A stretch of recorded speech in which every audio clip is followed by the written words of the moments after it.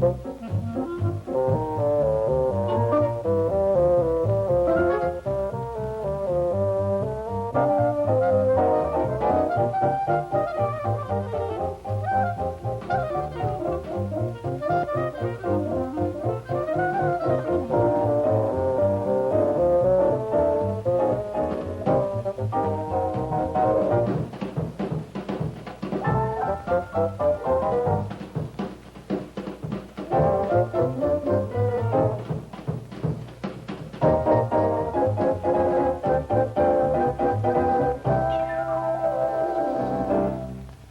evening.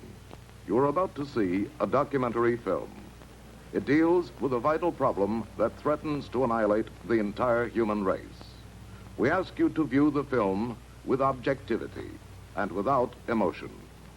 Our question, has woman taken over the male role in our society?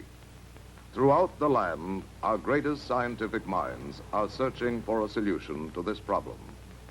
One of the most outstanding of these scientific minds is our guide into tomorrow, a man honored by the academic world as its proudest monument.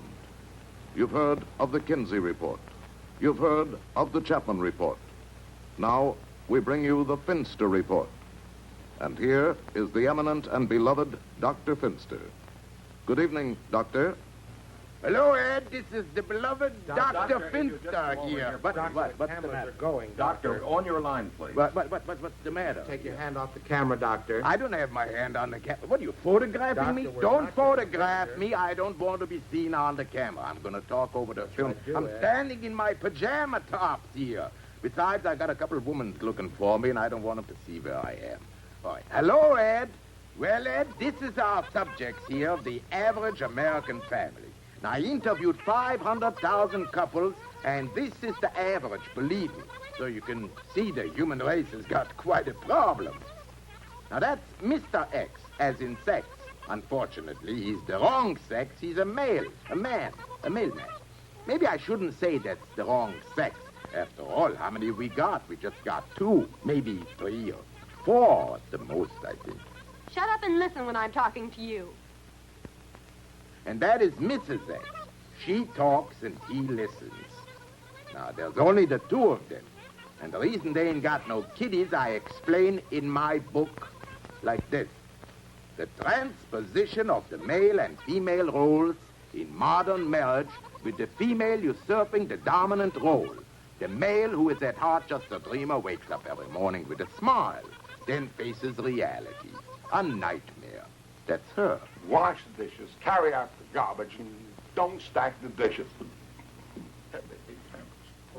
Now, we gotta remember, man was put here for a purpose, and this isn't it. A man and a woman is designed to do things together. For instance, he should wash and she should dry. Up. Now, this could lead to more intimate things like long walks through the park. They could folk sing together, drag racing. 2 people sitting in one of them little bitsy cars, they got to touch together sometime. You know what I mean? And after that, well, that's nobody's business. Like in the average household, Mrs. X takes off for the beauty parlor, or the bowling alley, or the pistol range, whatever. So he has to find his own way to amuse himself. One thing you gotta say about Mrs. X, no matter what kind of shape she's in, her refrigerator's really stacked. All that milk there. Now, this is symbolic. Milk is the symbol of human kindness. And this kind could make you human so fast your head would swim. Now, here's what's happened to man. He's become a bottle baby. Now, this is Mr. X's living room, the cultural center. Well, he's a great book reader, because reading gives wings to the imagination. Now, obviously, Mr. X doesn't have any romance in his house, so he's got to get it from flipping pages. And you can take my word, he's been flipping a long time. Mr. X finds his escape in history books. Now, he's very envious of all of the men in history, because in those days, men was men and women was, well, they didn't have much choice left. Besides books, Mr. X also got a visual aid. Now, this is a college-accredited course, 2 units, or it's more like 2 and a 10. Here he studies anthropology, horses going that way, horses going right to left, nuclear physics, also studies music, and horses going left to right. Also, they got a lot of courses in biology. Now, biology is very important because this is the sponsor's message. Now, they want you to buy the goodies they show you. Like here, you can learn about how much malt they handle every day, how much hops, and the right proportions of each case you want to make your own brew. Now, they do this not just with the facts, but, as you can see, with the figures, too.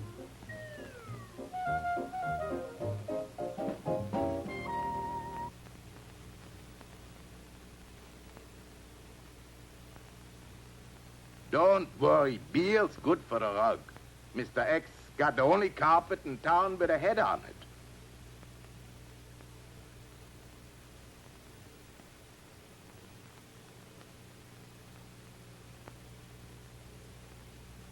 Now, as we observe here, our Mr. Average Man is kind to dumb animals. And that shows something. They got something in common. That's what it shows. Yes.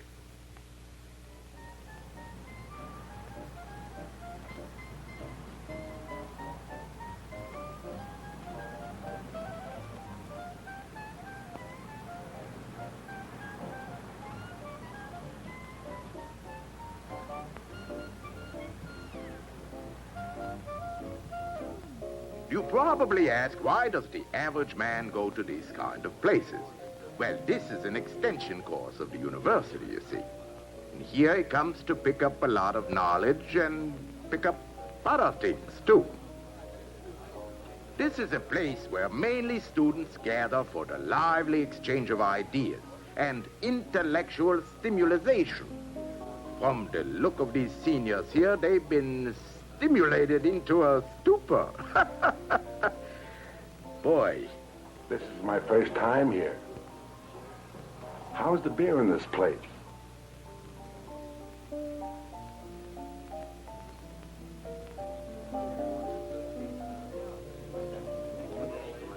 Well, what a coincidence.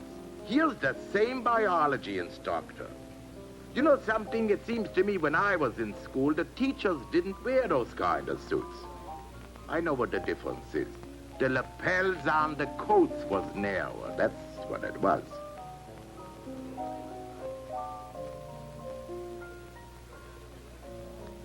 Now, lots of these institutes is co-educational. This student here, I bet, gets pretty good grades. I would say a B average. Yes, that's probably what she is, a B girl. Oh, wait. May I help you? After all, I am a man. Oh, you're too much. Very funny. No. Well, that was not very nice for a student to do to a fellow student. Because from this kind of snaky business comes frustration, and from frustration comes escape mechanisms, namely the dream. This is Cleopatra's garden, famed far and wide for its beautiful landscaping, with an unsurpassed view of the beauties of the country. And also its statuary. You'll notice that all the statues are full length. There's not a bust in the bunch.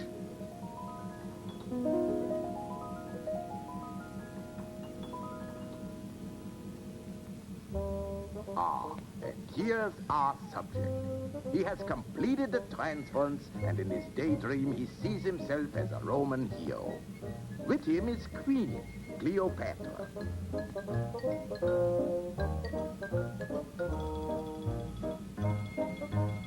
Now, Anthony there, Mr. Anthony, he had the problem.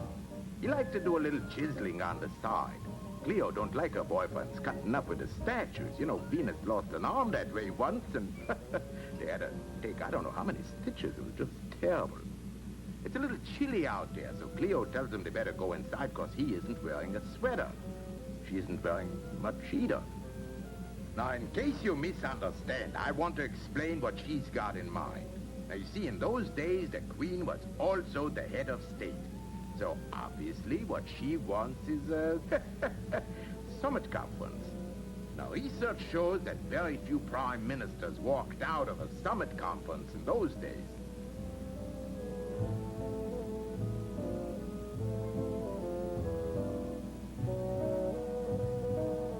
And this is the way they ate grapes, Roman style. In case you're interested, it's also how one-cushion billiards got started.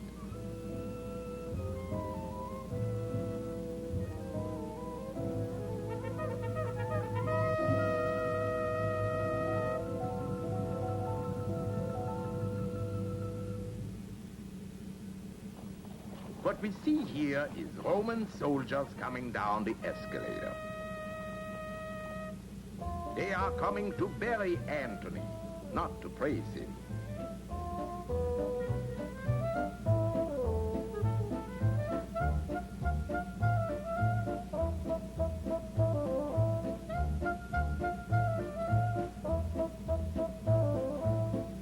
You all come back and see us here.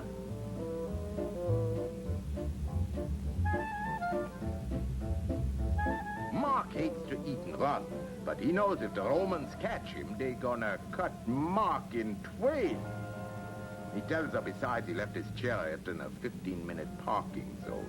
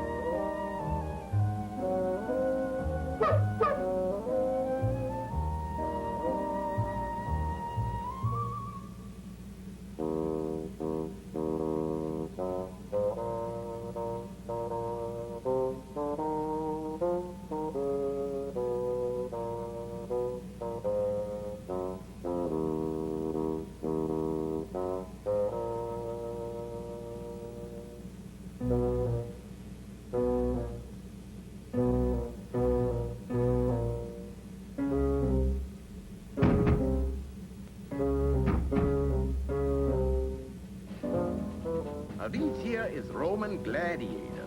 The ones with the pretty knees is sergeants. With dimples, master sergeants. And the lieutenants, you wouldn't believe. Oh, they're gorgeous.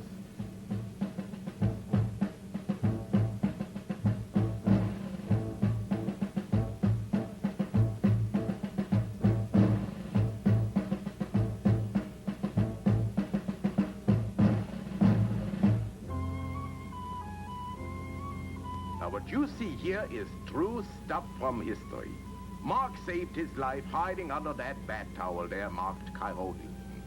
After that, he didn't amount to very much. He studied clarinet on the GI Bill, and then he wound up playing in a small combo. The last we heard, he was on an excursion barge going up and down the Nile.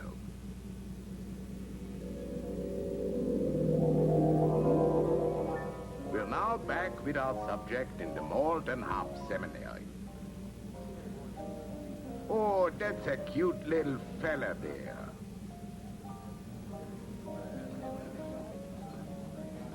Isn't he really something? But I don't know, but something. I guess a boy, that's a wild guess, but anyway, the pair of tiny feet does something to Mr. X. So the dreamer does it again. This is the city, the naked city. The really naked city. Paris, 1795. Napoleon is preparing for his first meeting with the love of his life, Josephine. Now, you all seen pictures of Napoleon with his hand in his vest. Some scholars say it was heartburn, some say hives. I got it on good authority for 200 medical men that it was fleas.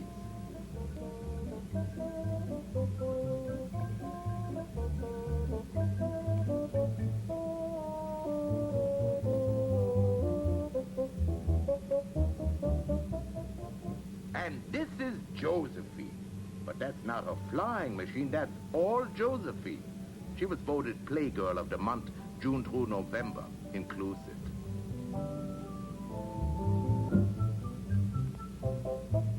And this is little Eugene, Josephine's son by her first marriage.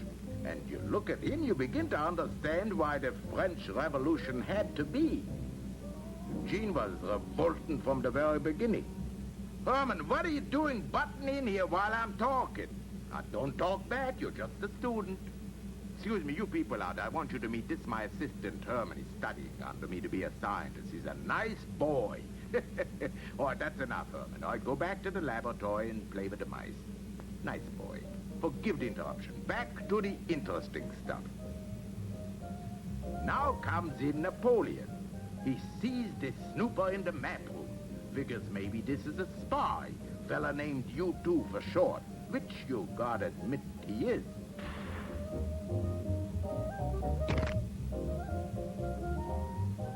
But on to more important things.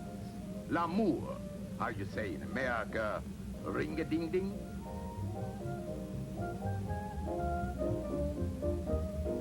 Your son? Mamma mia, he says to her.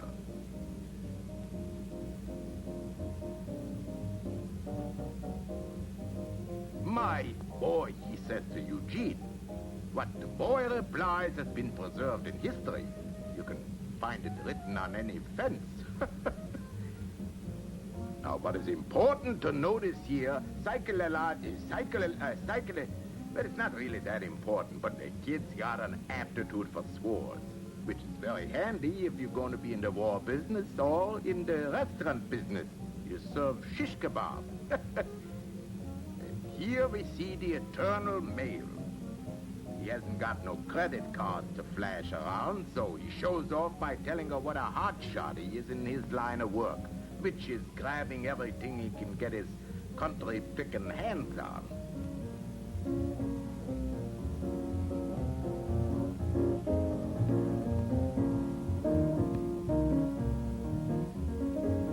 If I didn't forget my woolies, I could have brought Mother Russia to her knees. But the Russian campaign was a bust. Now watch this. You get the strategy here? Napoleon's using that weary soldier routine to get Josephine's sympathy. You know the pitch. Dinner, cha-cha, a few fast belts. How's about my place? I got the new Marie Antoinette album. You know on the first cut she sings, I ain't got no body.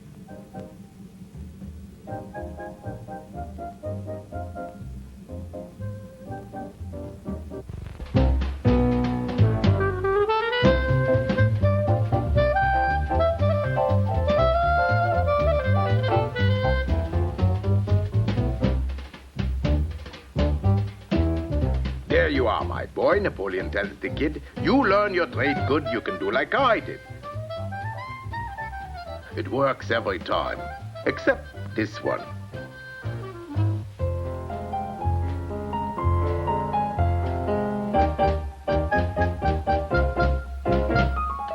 She's got to take Eugene to a PTA meeting. But why don't Napoleon sometimes give her a call? She's in the book, but in case he forgets, here's her card.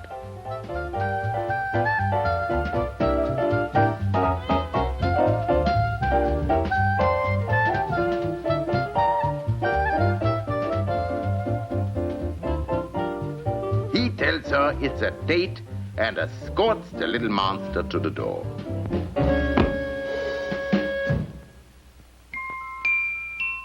It's 5 years later. Playing it cool paid off for Josephine. She's married to the conqueror of Europe. Eugene is still their only offspring. The reason he isn't grown an inch is because he wants to stay Mama's boy. But the kid's got a problem. He's got a dirty mind.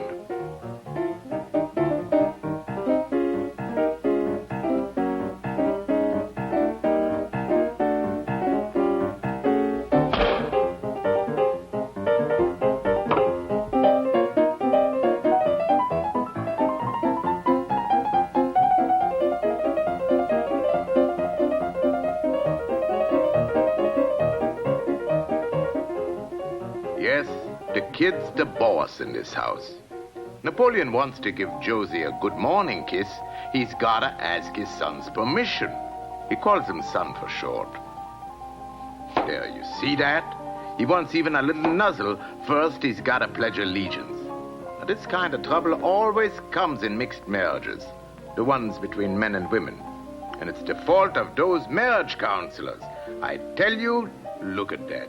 You gotta hand it to that Napoleon. Because if you don't, he's gonna... Herman, what are you doing here at 1799? Don't argue. Besides, you're in the wrong uniform. Ooh, a little pushy sometimes, but I like his spirit. Now, what we got here is an example of the forceful, virile male animal. The iron hand in the velvet glove. But the little stinker don't want Napoleon messing around his old lady with that iron hand. Now, this situation could lead to divorce, but Napoleon decides it's better they stay together, because if they split, he's afraid she'll get the country and he'll wind up with the little monster.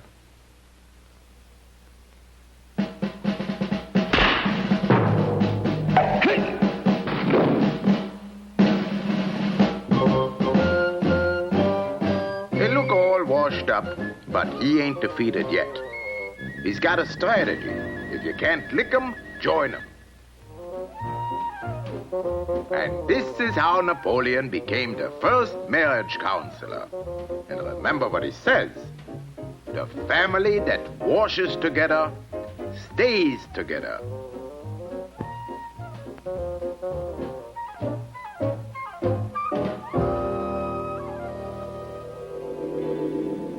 Well, Mr. X got it figured out now. Kiddies ain't the answer to what troubles him. Maybe the answer's over there.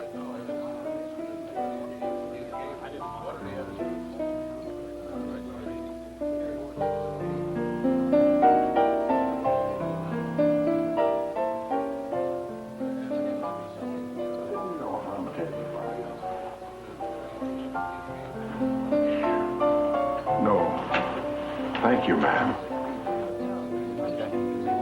This girl puts out an attractive selection of merchandise.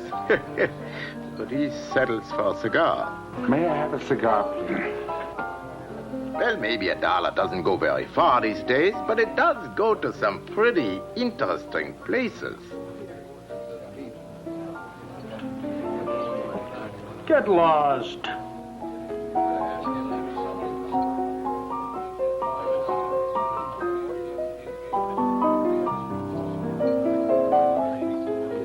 Tobacco, in case you didn't know, was invented by Indians.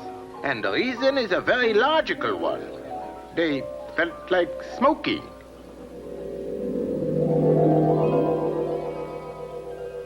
This is Captain John Smith. He traveled the world over looking for adventure, seeking new thrills. And even today, his name is Legion. Wherever you go, you can still see his name on motel registers. His musket has a hair trigger. He's out collecting rations for the officers' mess, which it is. On the bill of fare tonight, choice of 5 vegetables, all turnips. A drumstick of that wouldn't be bad.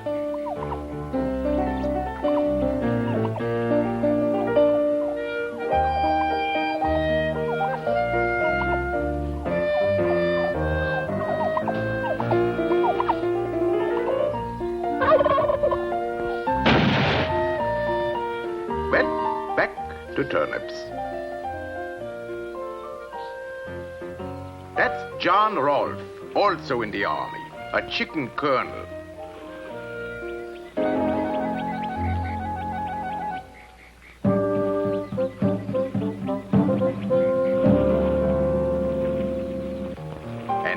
This is Rhode Island Reds, already plucked.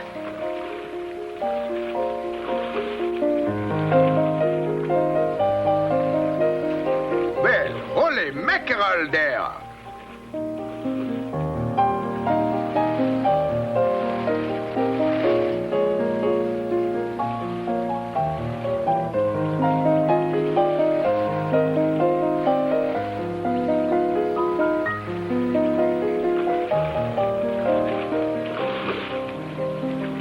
John Smith tries to tell him he's a chicken inspector, but he gets all fouled up. Ooh.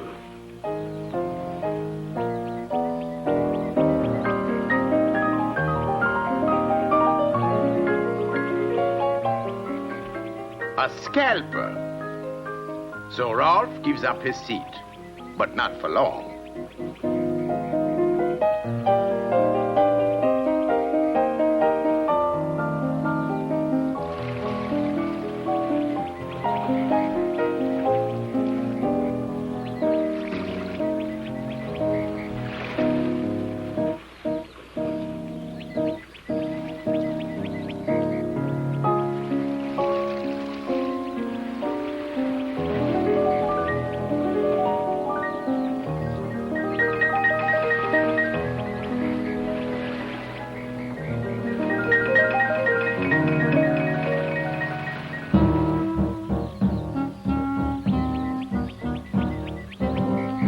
Kiddies what's watching out there, don't be afraid. This is friendly Indians. They just gonna give him a little blood test.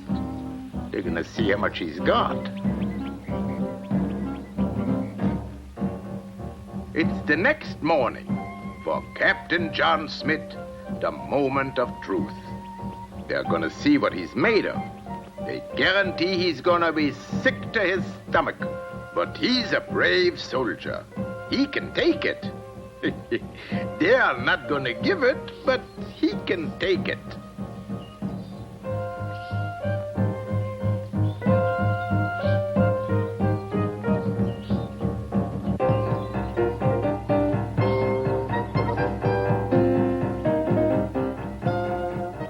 The captain thinks this is the end of the line. Figures he's put all that makes life worth living behind him. He forgets it's what's up front that counts.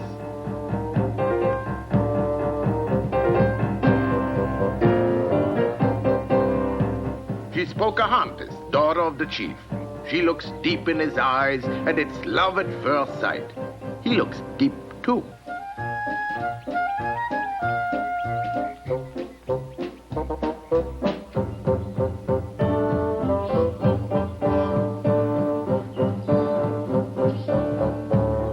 This tribe is really fixed for blades.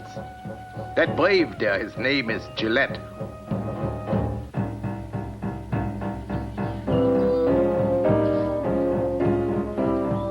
John puts his head on the block. He's a real blockhead. And suddenly his whole life passes before his eyes. Captain Smith, this is your life. Your nursemaid. The little girl next door. The big girl next door to the little girl next door. The one that got away.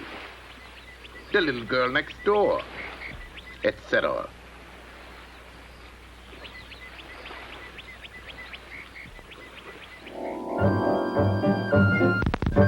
Hold it, Stanley. The harvest isn't in yet, and we need all the hands we can get.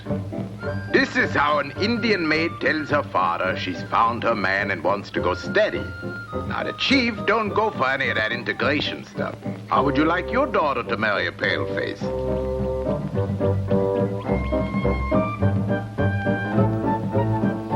But she tells him she'll name the first papoose after him, Irving. So he agrees.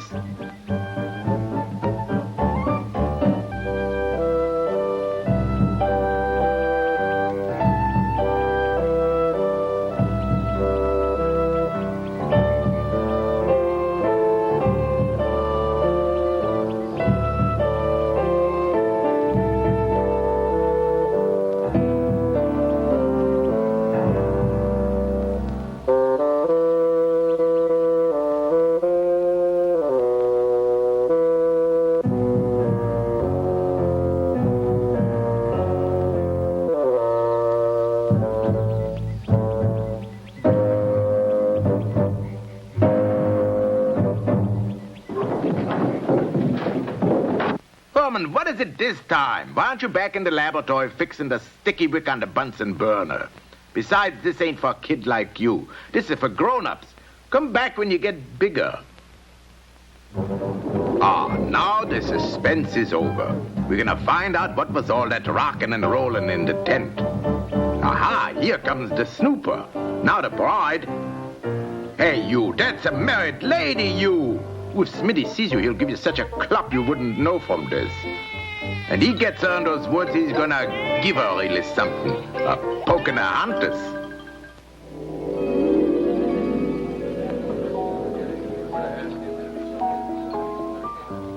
And now, what has our subject, Mr. Average Man, learned this far? He's learned that all through history, women is making nothing but trouble for men. Hey, you always do this on dates? Oh, sorry. These other cases were just preliminaries. And now we come to the main bout. Samson and Delilah.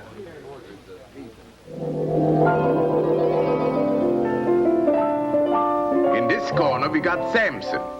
He's so strong, Vic Tanny goes to him. Only he won't give Vic the name of his hairstylist, because that's the secret of his strength.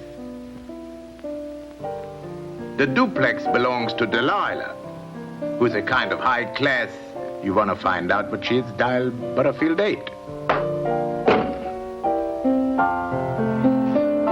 This kid's one of the maids, works there.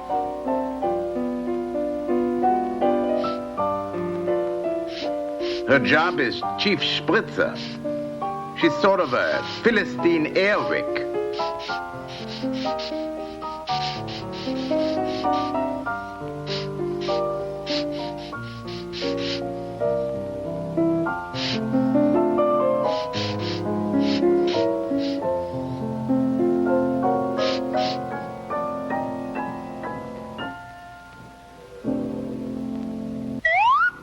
And there is Delilah. Now you got an idea why he wants a return match.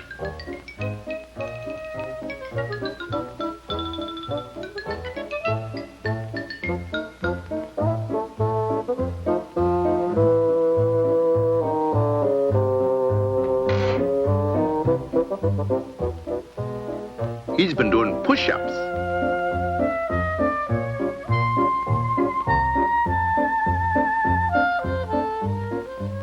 That ain't bad for a girl. He's got thighs of steel.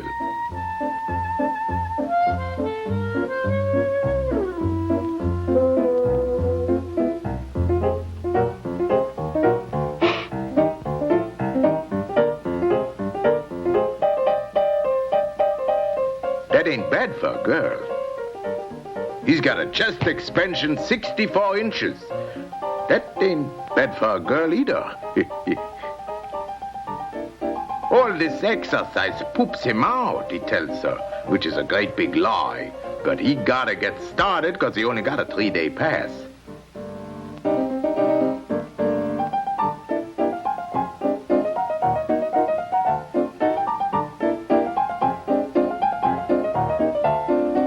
Again with the hair bit, but he isn't having none because he just sprayed it.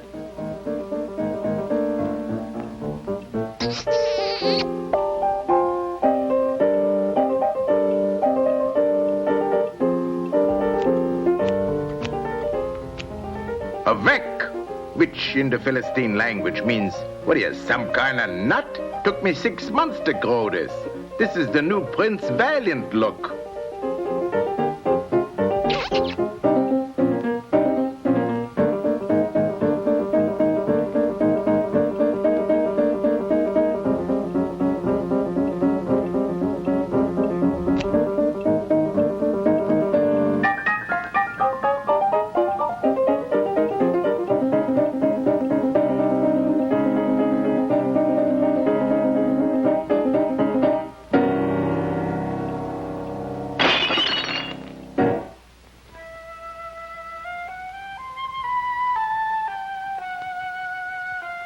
Let's see, a little off the top, then a little off the left.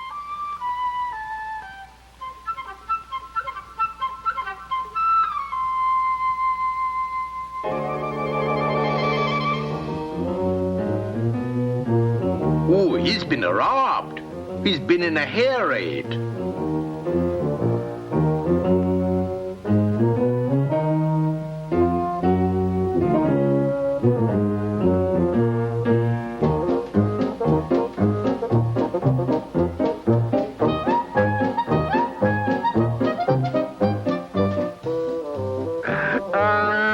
Don't feel bad, booby. Your dinner started this way.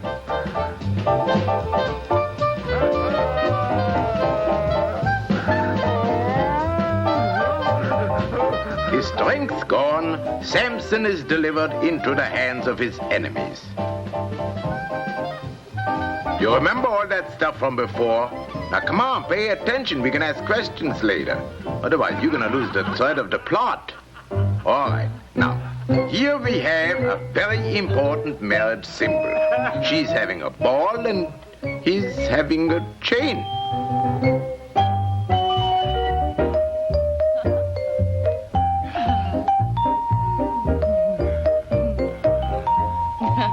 Here comes the spritzer again. Looks like she got a crush on him cause he's the intellectual type with a high forehead. Oh, she's really witty for this guy.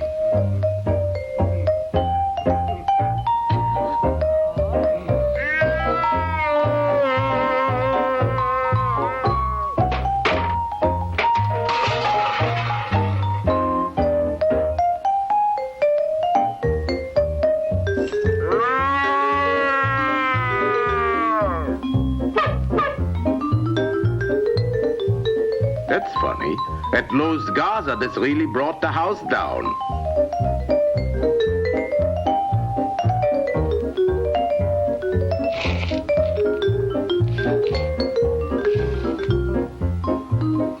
After what she did to him, Samson ought to know better. But he still wants some action. Live it up. Games, a cook party.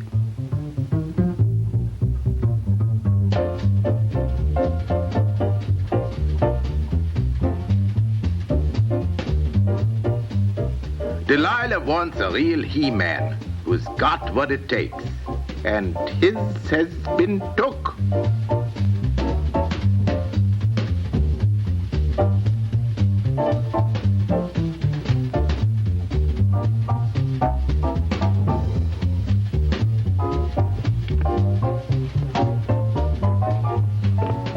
The spritzer really loved him.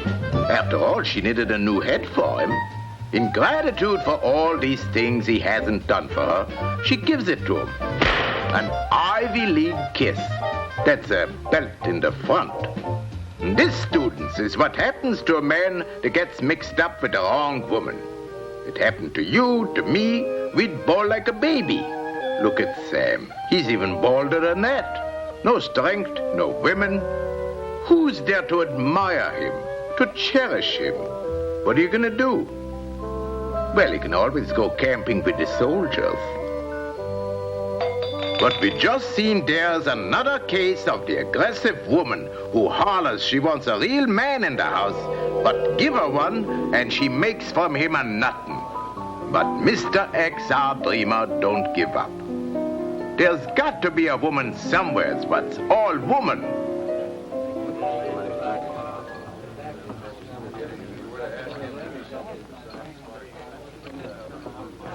$1.20, please.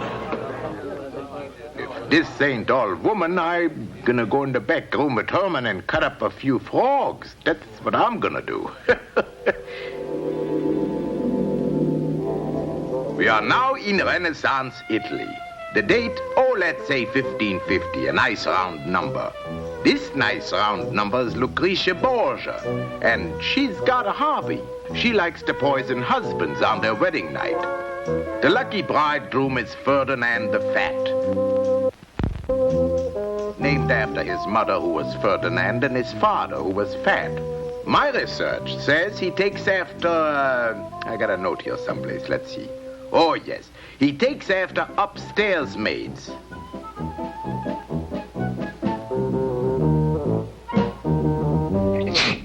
Now, in those days, wives didn't mind their husband chasing maids. They liked a man with a lot of guts, which there's no question he's got. He knows his wife's reputation. Figures he'll get a little sack time before she slips him the ant paste. But she's not gonna mess around with this slob while she's sober. Ferdy tells her his girdle's killing him. Why don't they slip into something a little more comfortable? Lucretia was wearing a train, but this is the new model, featuring an observation car, in the place where there used to be a loose caboose. Ferdy's got an active imagination, and he can picture what's going on back there. Nothing's going on, he's happy to see.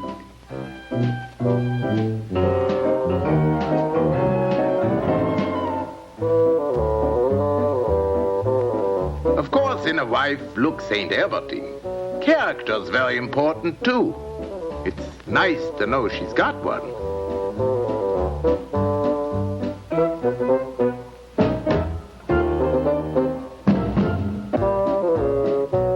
This is what they called in those days a negligent, and you can see why negligent driving is such a hazard on the roads.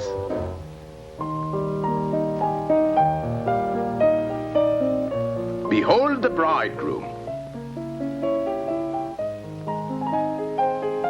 He went behind her a swashbuckler, and it looks like he buckled where he used to swash. She really likes this outfit? Just say the word and he'll switch with her, but not the garter. That's where he keeps his mad money. He says, "You like my nightcap?" She says, "Don't mind if I do."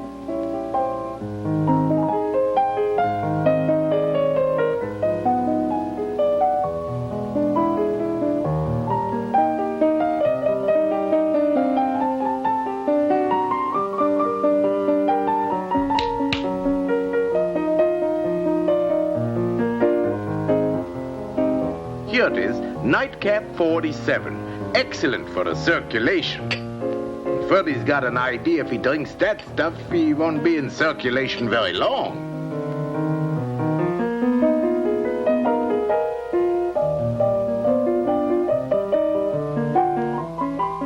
He'd like to play 20 questions.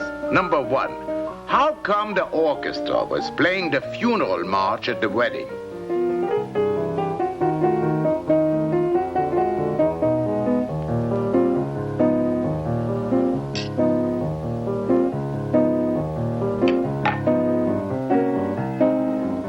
Set the alarm clock. For what?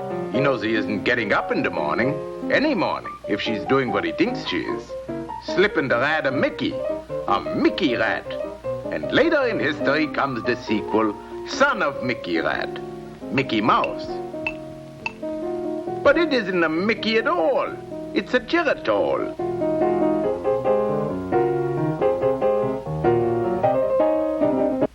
Herman, stop busting in here and go fill the Dixie cups.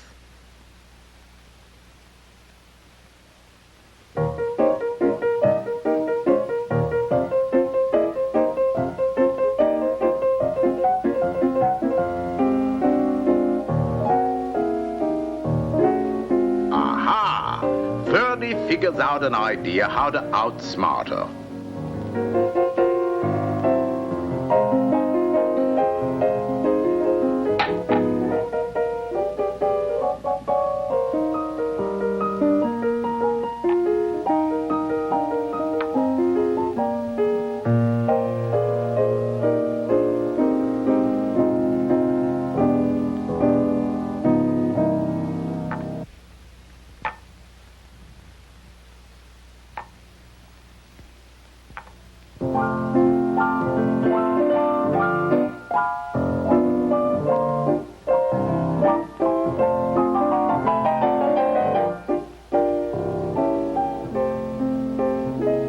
Your health, madame, and long life.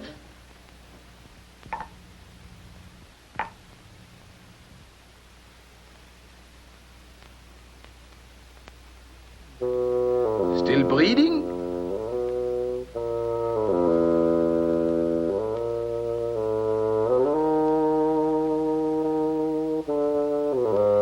How about one for the road?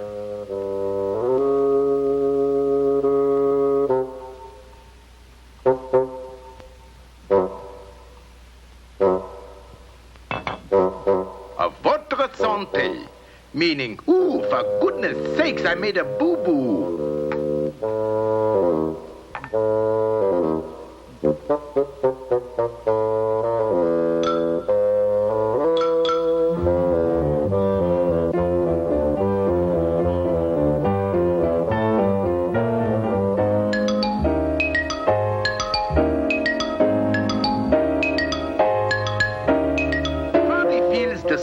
Of passion in his veins. But being a fella what led a sheltered life, he thinks it's the last roundup. Now he remembers what his papa told him. Once you're dead, sonny, life's hardly worth living.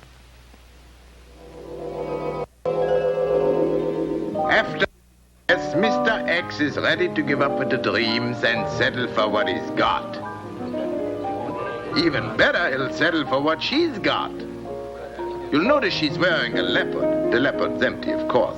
That's the animal that never changes its spots, and if you was hanging around those spots, you wouldn't want to change either. Women has been wearing animals since, about 1 million BC. Coats.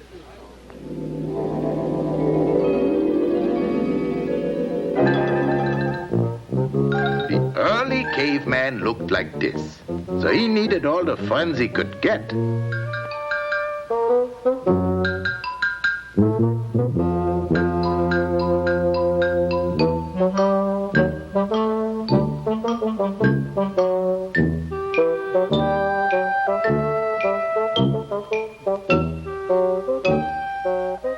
His mate looked like this.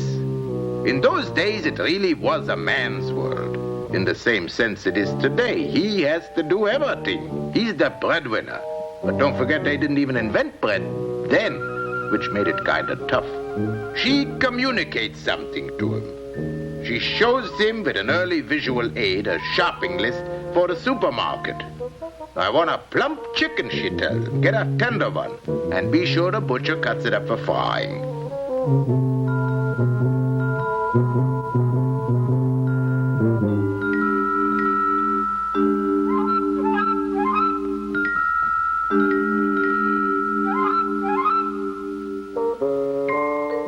And that's his cue.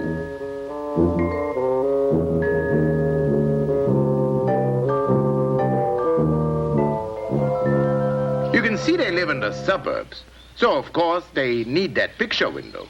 A high-class fella like this, you don't find him living in no hole in the wall.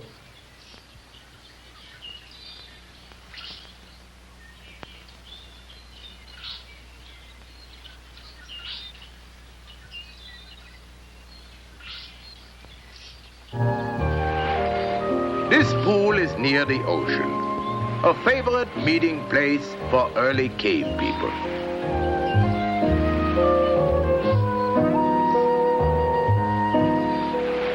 Of course, you realize this preceded the coffee house. They didn't have no espresso, no bongos. Well, maybe a couple of bongos.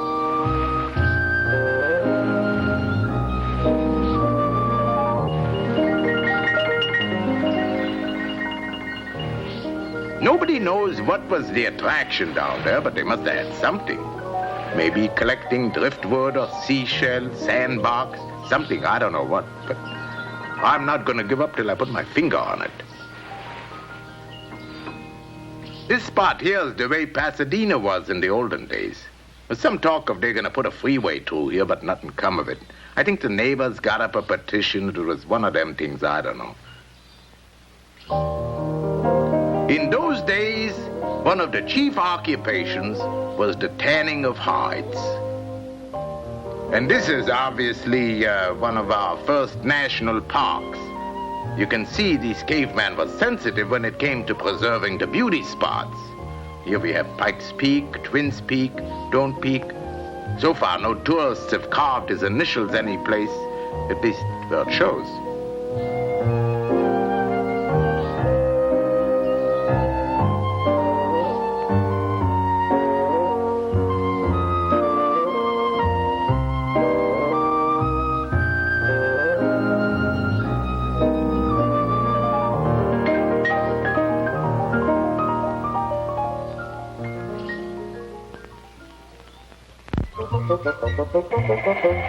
Again, here's man the hunter, looking for food. And here is food, looking for man.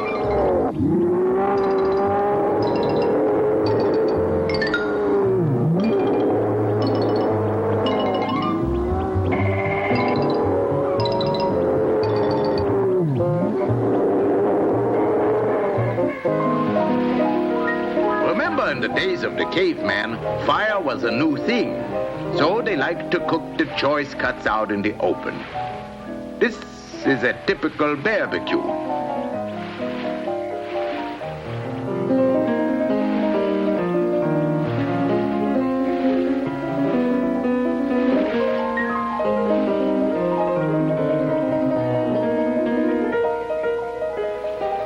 Now's the place I gotta instruct you with some science.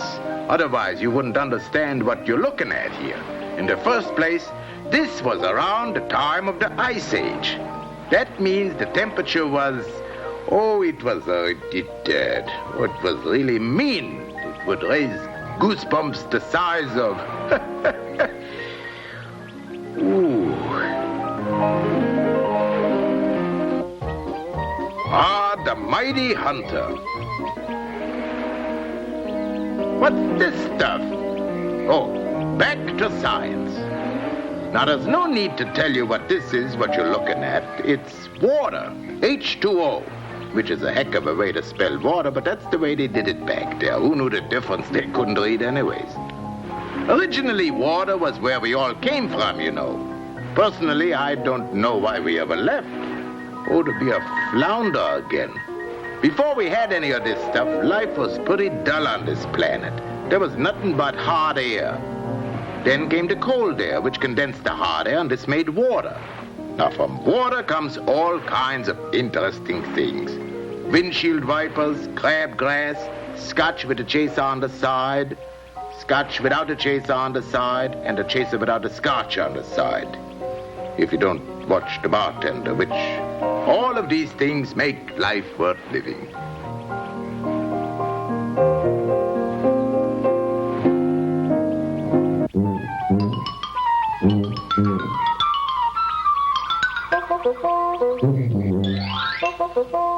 Maybe you understand now why these pools got such a fascination for the caveman. He used to come down and browse.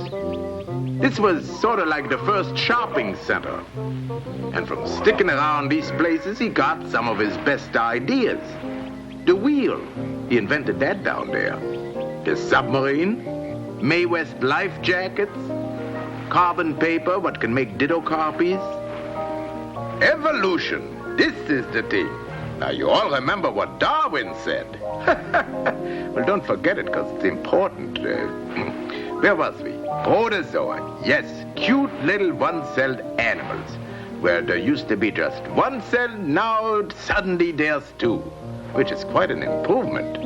So for millions of years down there in the water, there was some development going on. Things you don't hardly see no more. Strange sights you would hardly recognize. All sizes, all shapes, some with tails. Believe me, you get stuck in there with some of them, you don't forget it in a hurry.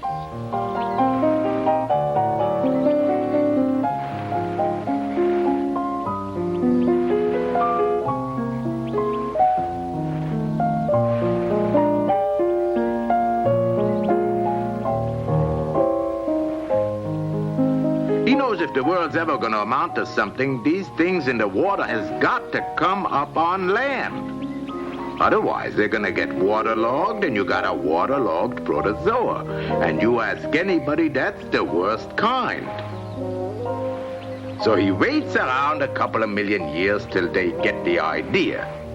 He didn't mind. He didn't have no place better to go.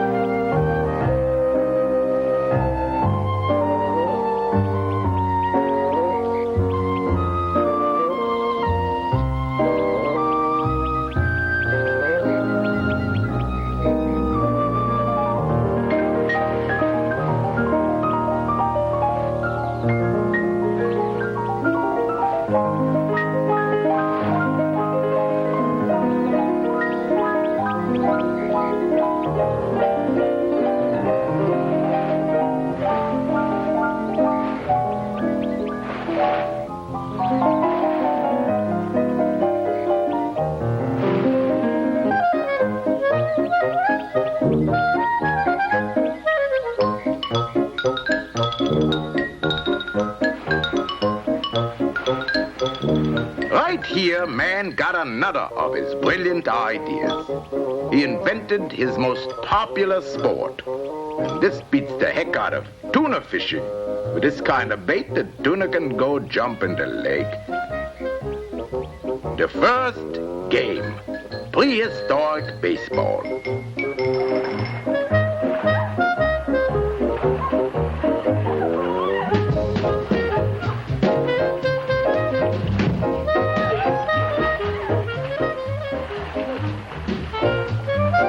Few hours of this, you really beat.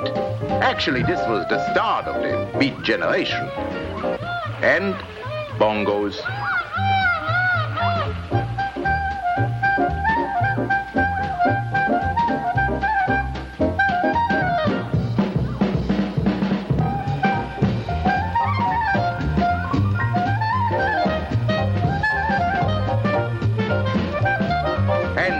The way it goes with men from that day until this. Women keep him on the run.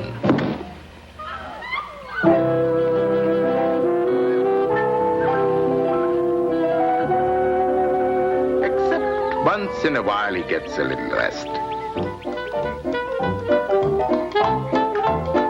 But he's got to go home sometime, and he missed out on that frying chicken. So he picks up a couple of platypus eggs. If you don't see them much nowadays in the supermarket, be glad, they're extinct. Oh, boy. Well, what do you expect from an egg 1,000,000 years old?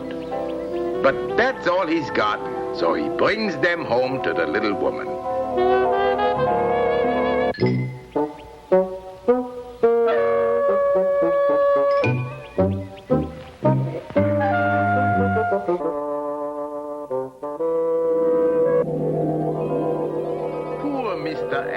Man, he's run out of dreams.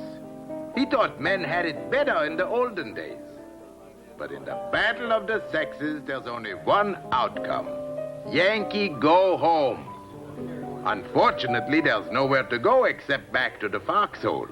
And the fox is there waiting for you. And now we find that Mrs. X is a dreamer too. But now she finds that all her heroes, John Smith, Ferdinand,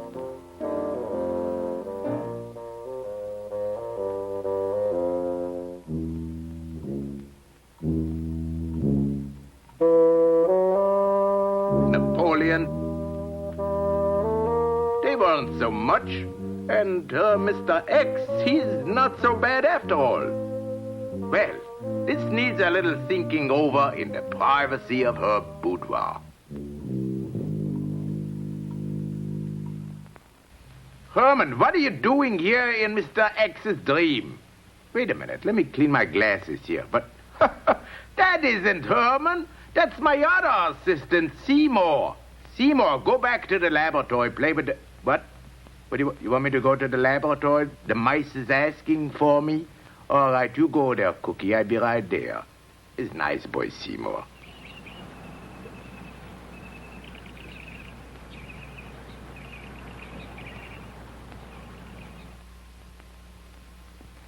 Meanwhile, our hero, Mr. X, returns to the scene of the crime.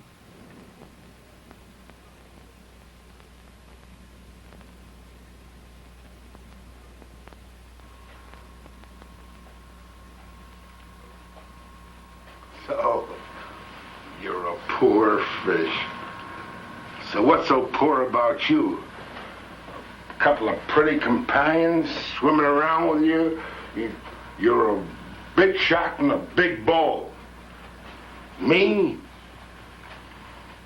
I'm just a mouse. Every time I open my mouth to speak, I squeak. But things are gonna be different. I love my wife, but she's got to stop pushing me around. Do the dishes, take out the garbage, clean up everything. Fishy, I'm going to talk to her. And you know what I'm going to say? I'm going to tell her from now on, you got to be my wife. From now on, you got to do as I say because I love you and you are my wife. From now on, wifey, you